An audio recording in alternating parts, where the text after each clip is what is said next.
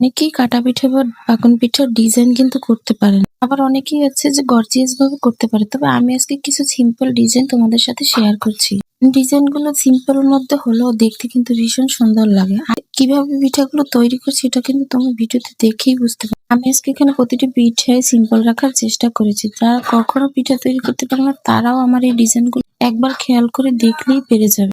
যারা পিঠার ডালা তৈরি করে তারা কিন্তু এরকম বিভিন্ন টাইপের ডিজাইনের পিঠার ডালাতে রাখতে পারে। আবার অনেক সময় হয় কি পিঠা অনেক ধরনের তৈরি করতে পারলেও পিঠা যখন তৈরি করতে বসে তখন কোনো ডিজাইনই মাথায় আসে না। যাদের এমন হয় যে পিঠা তৈরি করার সময় ডিজাইন মনে থাকে না তারা কিন্তু আমার এই ভিডিওটি একটা শেয়ার করে রেখে দিতে পারো। আর এখানে আমি আজকে তোমাদেরকে আমি পিঠার সাজ দিয়ে ২ ধরনের পিঠা তৈরি করে দেখাচ্ছি। এই সাজগুলো আমি অনেক আগে সিমেন্ট দিয়ে বানিয়ে নিয়েছিলাম। আর এই সাজের পিঠাগুলো কিন্তু দেখতে আরো বেশি সুন্দর লাগে। আর ছাঁচ দিয়ে পিঠা তৈরি করলে সেই পিঠে কিন্তু খুব তাড়াতাড়ি সহজেই তৈরি করা যায়। আমার এই ছাঁচগুলো তো সিমেন্ট দিয়ে তৈরি করা। অনেকে আছে মাটি দিয়েও তৈরি করে। হাতে কেটে ডিজাইন তৈরি করার থেকে ছাঁচ দিয়ে তৈরি করলে পিঠাগুলো খুব সহজে তাড়াতাড়ি তৈরি করা যায়।